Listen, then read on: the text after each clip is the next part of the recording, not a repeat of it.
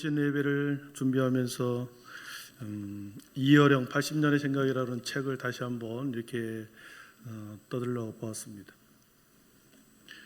이 시대에 물론 돌아가셨지만 3년 전에 돌아가셨죠. 2022년 2월에 88세 나이로 이제 소천을 하셨습니다.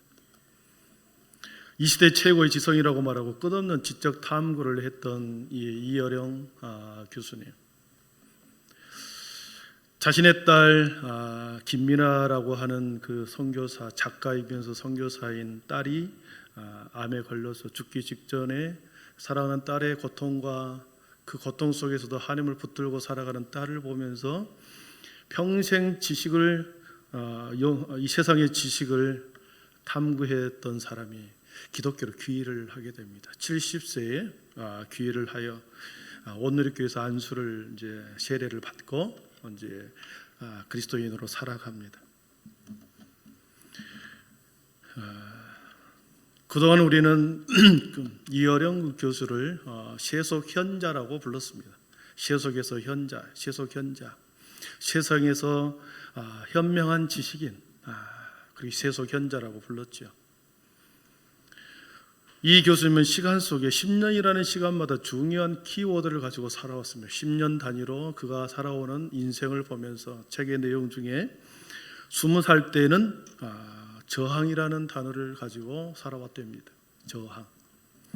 30대에는 신바람 문화, 흙 속에 저 바람 속에라는 글 속에서 신바람 문화라는 이 단어를 가지고 30대를 살아왔습니다. 40대는 축소지향의 문명, 일본에 가서 한 7, 8년 연구하면서 일본의 사회를 보면서 축소지향의 문명을 그런 단어를 두고 살아왔고, 50대의 벽을 넘어서 88 올림픽 때 이 벽을 넘어서라는 이 노래가 있었죠. 60대에는 새 천년의 꿈, 그 비전을 두고 살아왔고, 70대에서는 디지로그라고 하는 단어를 가지고 살아왔습니다. 80대에는 생명화 시대라는 이 단어를 가지고 10년 동안 살아온 겁니다.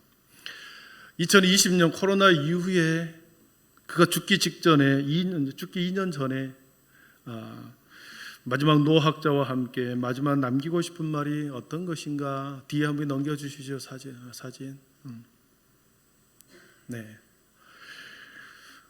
자신의 제자와 함께 마지막 생을 앞두고 이제 질문하고 답하고 질문하고 답하는 가운데 이어령 80년의 생각이라는 책을 썼죠. 코로나 이후에 우리 이어령 교수님 어떤 마지막 말을 남기고 싶습니까? 그랬을 때 마지막 세상에 남기고 싶은 말 한마디가 눈물 한 방울이라는 이 키워드였습니다. 눈물 한 방울이다. 그리스 사람들이 신의 눈물이라고 얘기했던 이 눈물방울 다이아몬드 이야기를 하면서 눈물 한 방울이라는 이 단어를 사용합니다. 대부분의 사람들은 이렇게 말합니다. 마음의 한을 풀지 말고 그 한을 밖으로 토해내라. 그것을 마음속에 담고 있으면 그것이 병이 되고 상사병이 되고 다양한 속병에 걸리고 가슴앓이에 걸려서 가슴 속에 있는 것을 한을 풀어라. 밖으로 꺼내라.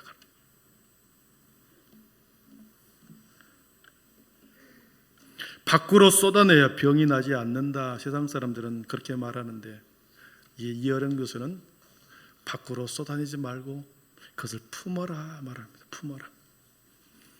한을 풀지 말고 마음속에 이렇게 품으라고 하는 겁니다. 품을 때 마침내 그 품은 것은 결정체가 눈물 한 방울로 맺힌다는 겁니다. 결혼할 때 신부의 손가락에 끼워주는 36면체의 눈물방울 다이아몬드, 그것은 변치 않는 영혼의 사랑을 말하는데 사랑의 증표로 눈물방울 다이아몬드를 주면서 신부에게 주면서 그렇게 말하죠. 앞으로 결혼하고 난 후에 수많은 인생의 문제가 닥칠 것인데 이 이 눈물방울 다이아몬드를 주면서 시집살이 하면서 수많은 인생의 시집살이를 하면서 겪을 고초에 대해서 한을 품고 아픔을 품고 사랑을 품고 인생을 품고 살아라는 거죠. 그것을 풀어버리지 말고 그랬을 때 너가 품는 그것을 가지고 사람들이 감동을 한다는 겁니다.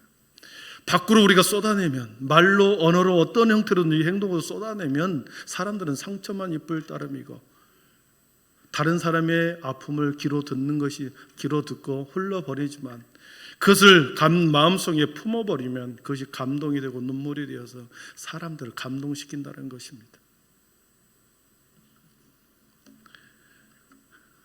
오늘 본문에서 예수님께서는 온 인류를 품으시려고 합니다. 모든 아픔, 모든 고통, 이 땅의 모든 슬픔을 우리 주님이 품으시려고 합니다. 가장 고귀한 희생, 그 마음을 품으려고 합니다. 이 땅에서 가장 찬란하게 빛나는 영혼의 다이아몬드처럼 세상의 모든 영혼을 품으려고 하는 순간이 다가왔습니다. 오늘 본문의 26절과 32절에는 세 명의 사람이 나옵니다. 26절에 보면 그들이 예수를 끌고 갈 때에 예수님이 나오고 32절에는 또 다른 두 행악자도 사형을 받게 되어 예수와 함께 끌려가니라 세 사람이 등장합니다. 예수와 두 행악자가 사형의 현장으로 끌려가는 그 모습, 끌려간다고 하는 것은 분리시킨다는 뜻이 있습니다. 사람들과 분리시켜서, 사람들로부터 가족으로부터 분리시켜서 홀로 두게 하고 그 죽음의 현장에서 홀로 감당하도록 분리시키는 것입니다. 예수님께서 마지막 이 땅에서 세상 사람들과 분리되어 이제 홀로 계셔야 했습니다. 홀로 그 죽음을 감당해야 하죠. 아무런 저항도 하지 않고 기꺼이 순종하고 자발적으로 격리를 당하려고 분리되었습니다. 철저히 혼자가 되셔야 했기에, 모든 세상 사람들 가슴에 품어야 했기에 홀로 격리되어 끌려갑니다. 예수님이 끌려갈 때 그 뒤에 그를 따라오면서 그와 함께 했던 사람들이, 예수님은 분리를 원하지만 사람들은 그를 추종하고 따라옵니다. 27절 한번 같이 읽어보겠습니다. 27절입니다. 또 백성과 그를 위하여, 아멘. 백성들과 여인들이 예수님을 계속해서 따라갑니다. 두 행악자와 예수님의 차이점이죠. 두 행악자 뒤에는 아무도 따라온 사람이 없으나 예수님 뒤에는 슬피 우며 가슴을 치며 따라오는 수많은 여인들과 수많은 무리들이 그를 따라옵니다. 따라오는 군중들을 향한 마지막 당부, 이 땅에서 분리시키기 전에, 그들과 마지막으로 단절되기 전에 그들을 향하여, 그 뒤를 따라오는 그들을 향하여 마지막 한마디, 28절 같이 읽습니다. 예수께서 돌이켜 그들을 향하여 이르시되 예루살렘의 딸들아 나를 위하여 울지 말고 너희와 너희 자녀를 위하여 울라 하며, 계속해서 예수님의 뒤를 따라가는 수많은 무리들과 격리되기 전에, 분리시키기 전에 그들을 향하여 고개를 돌이켜 예루살렘의 딸들아 나를 위하여 울지 말고 너희와 너희 자녀를 위하여 울라. 마지막 우리 주님께서는 그들을 당부하셨습니다. 오늘 말씀에서 너희 자녀를 위하여 울라, 클라이에테라고 하는 말은 어린아이가 막 큰 소리로 울부짖는 소리를 할 때 클라이에테라는 단어를 썼습니다. 너희와 너희 자녀를 위하여 그렇게 어린아이가 우는 것처럼 그렇게 간절히 울어라는 거죠. 왜냐하면 영원한 심판과 영원한 영혼이 매우 밀접해 있기 때문에 그들이 돌이키도록, 그들의 마음이 죽게 돌아오도록 너희들이 큰 소리로 울어라. 사랑하는 성도 여러분, 주님께서 울라고 할 때, 자녀를 위하여 울라고 할 때 자기 자식을 위해서만 울으라고 할까요? 확대하면 영적인 모든 가족의 자녀를 위해서 울라고 하는 그 뜻입니다. 영적 가족인 예수 그리스도를 머리로 한 몸 된 신비한 연합이기 때문에 영적인 가족들을 위하여, 영적인 자녀들을 위하여, 다음 세대를 위해서 우리가 주님이 울라라고 하는 것이죠. 예레미야 선지자도 그랬습니다. 그들이, 백성들이 끌려가는 그 모습을 보면서, 마치 굴비로 끌려가는 것처럼 묶여서 끌려가는 그들의 모습을 보면서 예레미야가 2장 18절 19절에서는 예레미야는 이렇게 말합니다. 같이 읽어봅니다. 그들의 마음이 주를 향하여 부르짖기를 딸 시온의 송배가 너는 밤낮으로 눈물을 강처럼 흘릴지어다. 스스로 쉬지 말고 내 눈동자를 쉬게 하지 말지어다. 초저녁에 일어나 부르짖을지어다. 내 마음을 주의 얼굴 앞에 물쏟듯 할지어다. 갓길 너기에서 주려 기진한 내 어린 자녀들의 생명을 위하여 주를 향하여 손을 들지어다 할지어다. 아멘.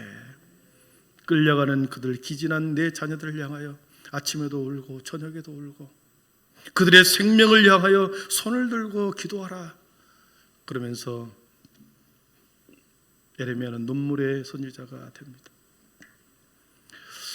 하나님께서는 그 눈물이 이스라엘 백성들의 영혼을 살리는 것이다. 너희들이 흘리는 그 눈물이 그 끌려가는 너희 자녀들의 생명을 살릴 것이다. 너희들의 흘리는 눈물이야말로 그들이 기진하여 끌려가는 그들을 살려낼 것이다. 남겨진 자들을 향하여 함께 울자라고 말씀합니다. 우리 주님께서 너희 자녀를 위하여 울라 하신 이 말씀을 오늘 살아가는 우리들을 향하여 주님께서 외치고 있는 말씀인 줄 믿습니다. D.L. 무디 선생은 이렇게 고백한 적이 있습니다. 내가 처음 주님의 은혜를 체험하여 뜨거운 눈물을 흘렸을 때 받았던 그 은혜의 순간을 다시금 체험할 수 있다면 내가 가진 모든 것을 팔아서라도 그 눈물을 다시 누리고 싶다 그랬습니다.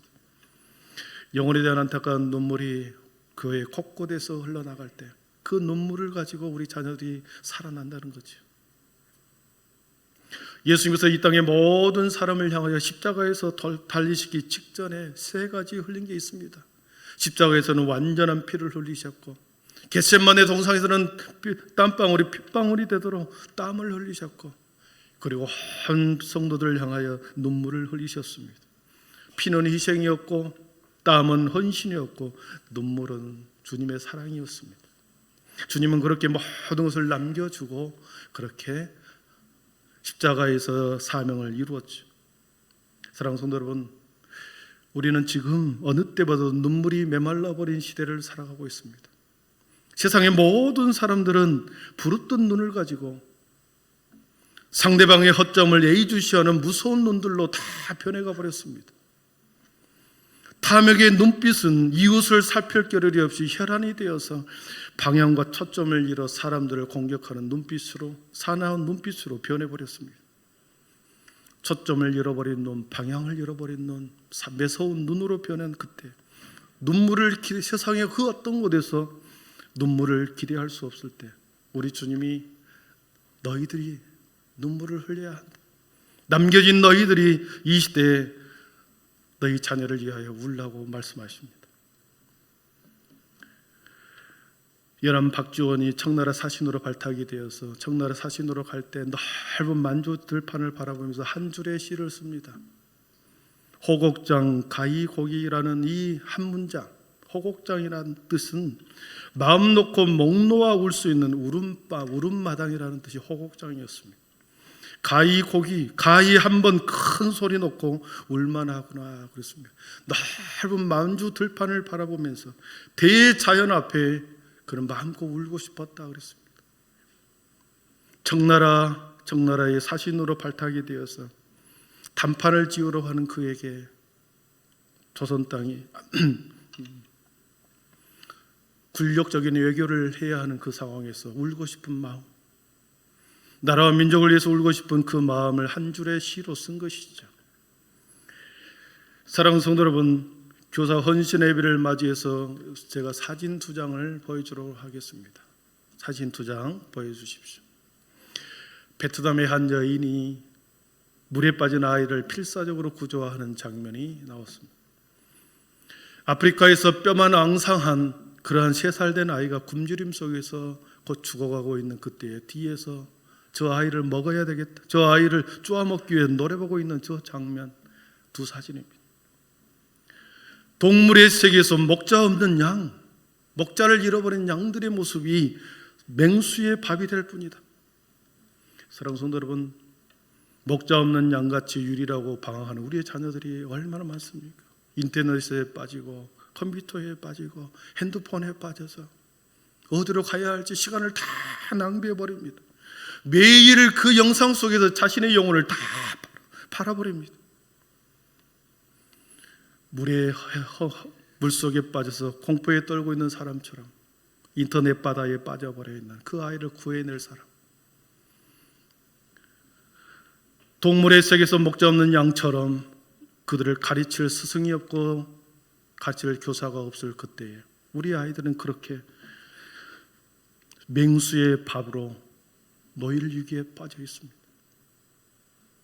사랑하는 성도 여러분, 이 땅의 영혼의 교사들은 누구입니까? 교회에서 가르치는 교사는 세상의 교사와 다릅니다. 교회에서는 어떤 자격도 필요 없고 교회에서는 오직 주님을 사랑하는 그 마음, 그 동기로 가르치는 자가 교사입니다. 주님으로부터 받은 그 사랑을 은혜라고 하는 그릇에 담아서 아이들에게 가르치는 게 교회에서의 교사인 거죠.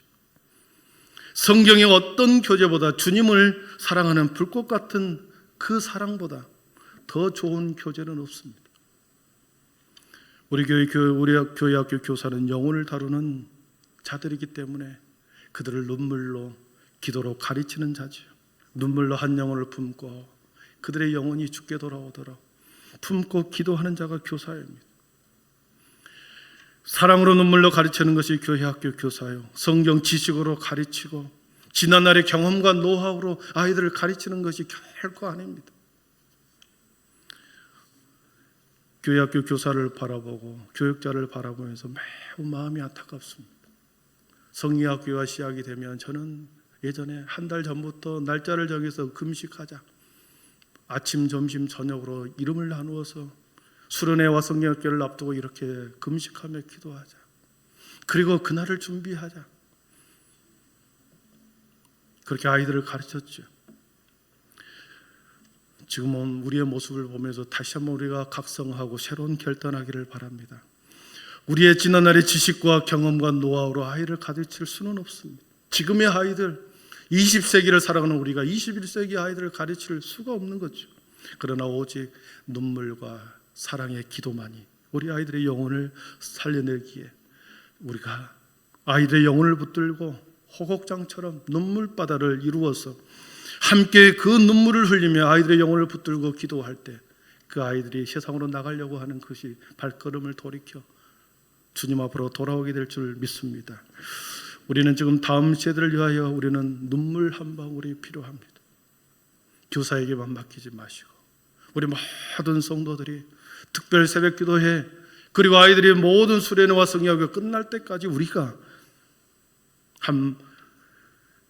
한마디에 한 방울의 눈물을 흘리면서 간절히 그들의 영혼을 품고 기도할 수 있기를 축원합니다. 언어와 말로 풀어버리면 그 언어와 말은 누군가에게 흩어져서 누군가의 가슴에 못을 박히게 돼버립니다. 그러나 언어와 말을 풀어버리지 말고 말을 품고 사랑을 품고 고난을 품고 어린 영혼을 품어낼 때 우리 속에서 영롱한 눈물방울이 맺혀서 아름다운 다이아몬드가 되어 우리 아이들이 다이아몬드처럼 자라가게 될 줄 믿습니다.